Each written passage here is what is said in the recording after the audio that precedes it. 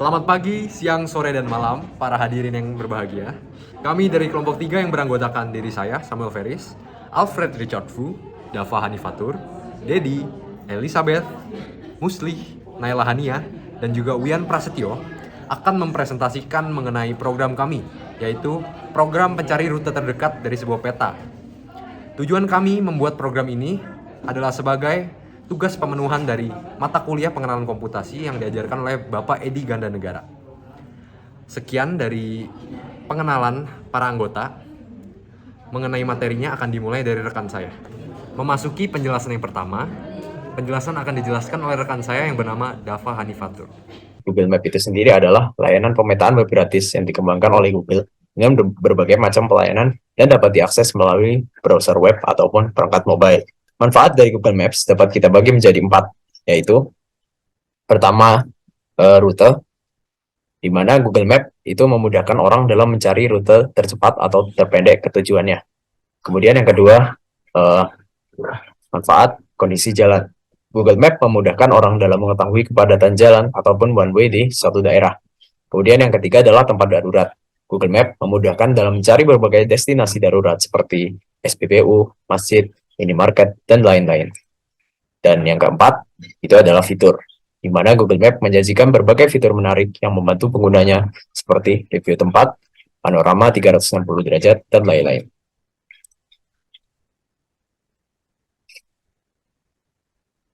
Ini adalah contoh gambar dari manfaat dari Google Maps.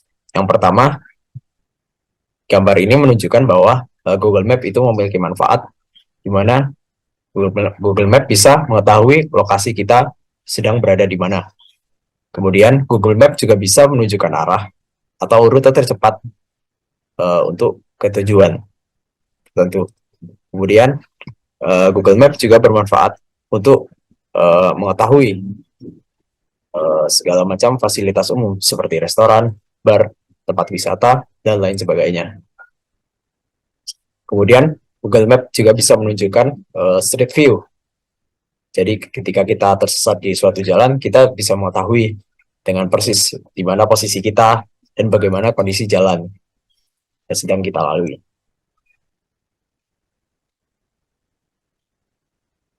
Kemudian, ini merupakan view dari Google Maps, di mana Google Maps itu menyajikan peta atau tempat-tempat dari suatu lokasi. Kemudian, Google Map juga bisa menunjukkan view satelit, di mana Google Map itu menunjukkan suatu tempat dengan sangat akurat.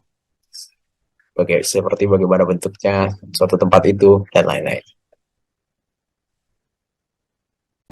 Memasuki bagian selanjutnya, penjelasan akan dilaksanakan oleh rekan saya yang bernama Naila Hania. Selanjutnya, saya akan menjelaskan dekomposisi masalah. Dekomposisi masalah adalah pembagian masalah-masalah yang kompleks menjadi masalah-masalah kecil yang mudah dipahami, diteliti, dan juga dipecahkan untuk mencapai tujuan yang sudah ditetapkan sebelumnya. Nah, dalam program Google Maps ini, tujuan kita adalah mencari rute yang terpendek. Jadi, kita sederhanakan permasalahan menjadi 2, yaitu yang pertama menentukan jarak setiap gedung, dan yang kedua menentukan jalur yang bisa dilewati. Kemudian setelah ditentukan jarak setiap gedung dan juga jalur yang bisa dilewati, maka dilakukan kalkulasi jarak sesuai jalur yang bisa dilewati. Nah, setelah dilakukan kalkulasi, maka dilakukan komparansi atau pembandingan setiap jarak yang diperoleh. Nah, setelah pembandingan tersebut, maka akan diperoleh jarak terpendek, dan dari jarak terpendek itulah akan kita temukan rute terpendek. Untuk materi selanjutnya, penjelasan akan dilakukan oleh rekan saya yang bernama Dedi.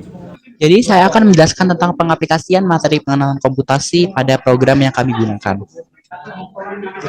Materi pertama yaitu percabangan. Materi ini digunakan untuk membedakan titik-titik yang sudah dan belum dikunjungi serta mencari rute terdekat dengan jarak terpendek pada peta.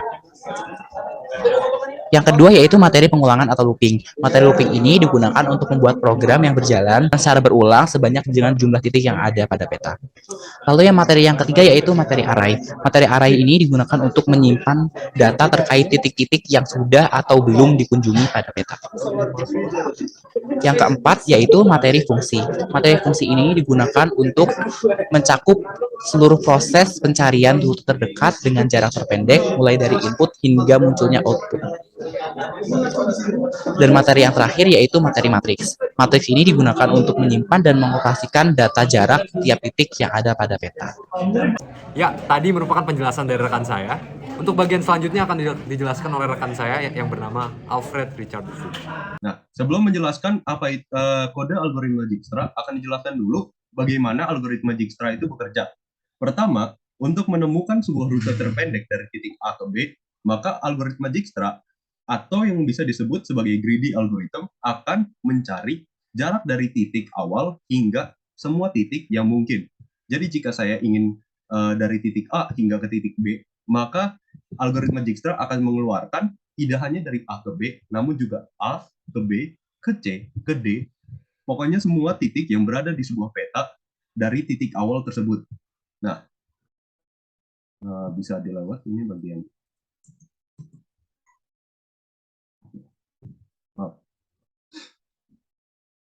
Nah, bisa dilihat dari kode ini yang dimulai dari sebuah fungsi Dijkstra yang inputnya adalah grafiknya, src sebagai source dan des sebagai tujuan.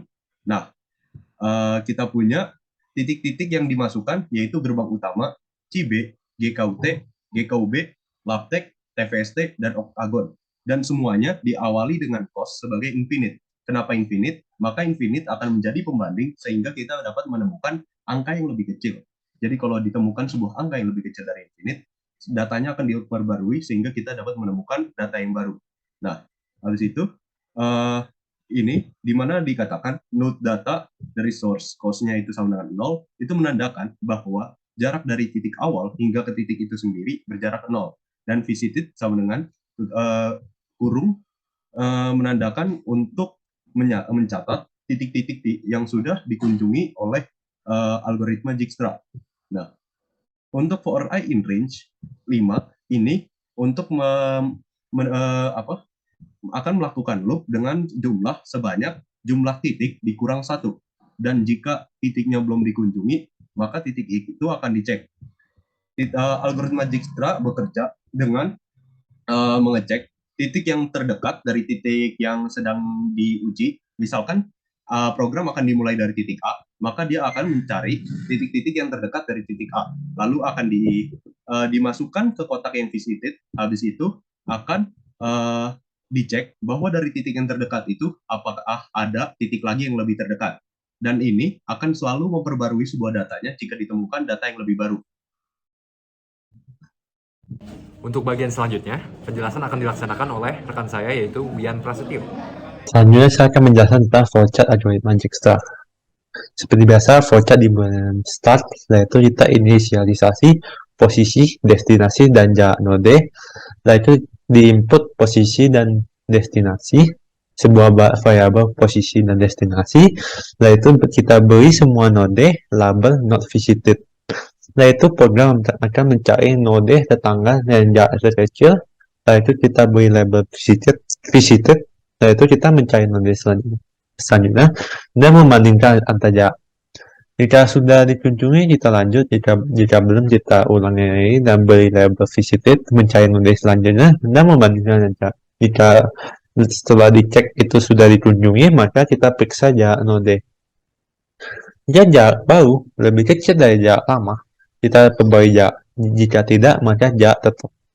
Setelah itu kita membandingkan jarak setiap node, tetapkan nilai jarak terkecil, dan kita periksa apakah node tersebut adalah node destinasi. Jika bukan, maka kita akan looping lagi, dimulai dari awal lagi, yaitu dimulai dari mencari node selanjutnya, dan membandingkan antara jarak. Jika sudah dikunjungi, kita lanjut. Jika belum, maka kita ulangi lagi, beri label visited, mencari node selanjutnya, dan membandingkan antara jarak. Jika sudah dikunjungi, kita beri ya. Jika sudah dikunjungi, kita periksa jarak node, Jika jarak baru lebih kecil dari jarak lama, maka perbuatan jarak. Jika tidak, maka jarak tetap. Itu kita bandingkan jarak setiap node, tetapkan nilai jarak terkecil. Dan jika node sesuai dengan destinasi, maka output akan keluar, yaitu jarak rute terpendek dan hasil rute terpendek tersebut. Dan algoritma pun selesai. Untuk pemateri selanjutnya ialah rekan saya yaitu Musli. Pembuktian di sini akan dilakukan secara dua cara, yaitu secara manual dan secara programming. Nah, kalau kita lihat di sini, kita akan menentukan mana sih jalur yang paling cepat antara gerbang utama menuju TVST. Kan kalau kita lihat dari peta di sini kan banyak garis yang menghubungkan antara dua titik ini kan ya. Nah, kita disuruh nentuin mana aja titik yang bisa, dan di antara titik yang bisa itu di mana yang titik yang paling cepat. Nah, pertama kita analisis. Kalau kita lihat dari gambarnya ya, yang paling cepat itu dari gerbang utama menuju Cibe, terus dari Cibe ke GKUB, habis GKUB baru ke TVST, yang itu akan memakan 11 satuan. Nah, itu analisis kita secara kasar, itu yang paling cepat. Ntar kita kasih lihat mana aja jalur yang mungkin. Nah, hasil secara manual tadi akan sama secara programming jika kode programmingnya tuh berhasil. Nah, ini prediksi rute yang tadi dari gerbang utama menuju JB, GKUB, lalu ke TVST. Untuk materi selanjutnya akan dijelaskan oleh rekan saya yaitu Elizabeth. Halo semuanya, perkenalkan nama saya Elizabeth Lebang Tobing dari FTSL dengan NIM 166-22054. Pada kali ini saya akan membahas pembuktian secara manual dan melalui kode program. Yang pertama, pembuktian secara manual. Pada peta yang sudah dilihatkan sebelumnya, dari gerbang utama menuju TVST akan ada 13 jalur yang dihitung secara manual. Salah satunya dari gerbang utama ke Cibe, GKUB, TVST sepanjang 11 satuan. Lalu ada juga dari gerbang utama ke Cibe, GKUB, Klaptek 5, Oktagon, TVST sepanjang 17 satuan, atau bahkan saya dari gerbang utama ingin melewati GKUT, lalu saya ingin melewati Klaptek 5 ke GKUB, TVST sepanjang 24 satuan. Atau bahkan Anda juga dari gerbang utama bisa melalui GKUT, ke Cibe, ke GKUB, ke TVST sepanjang 17 satuan. Yang pasti, dari 13 jalur ini tentunya sesuai dengan tujuan program awal kami, yaitu mencari rute dan jarak terpendek. Nah, pada 13 jalur ini terdapat satu jalur yang paling pendek untuk menghubungkan gerbang utama ke TVST, yaitu melalui gerbang utama ke Cibe, ke GKUB, ke TVST dengan jarak 11 satuan. Lalu yang kedua, pembuktian melalui kode program.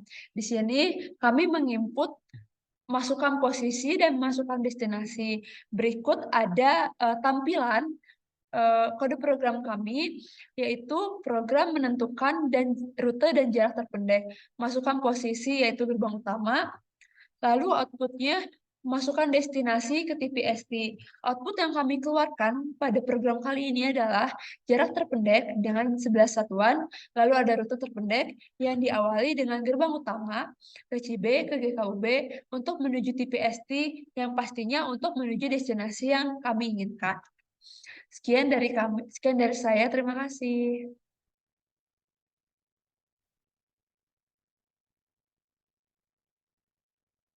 Di sini saya akan mendemonstrasikan secara langsung bagaimana cara kerja dari program kami. Berikut ada kode program kami. Di sini kita akan run. Terlihat program menentukan rute dan jarak terpendek. Masukkan posisi. Di sini saya memasukkan posisi gerbang utama. Lalu masukkan destinasi, yaitu TVST. Keluarlah output, yaitu jarak terpendek dengan 11 satuan. Rute terpendeknya dari gerbang utama ke Cibe, ke GKUB, untuk menuju TVST. Berarti terbukti bahwa program kami berhasil. Terima kasih. Ya, penjelasan tadi merupakan akhir dari rangkaian presentasi dari kelompok 3 ini. Sekian dari presentasi kami. Di akhir kata, Saya dan kelompok saya sebagai kelompok 3 meminta maaf sebesar-besarnya apabila ada kesalahan dalam perkataan dan perbuatan yang kami lakukan sepanjang presentasi ini. Untuk itu, di akhir kata saya ucapkan sekali lagi terima kasih.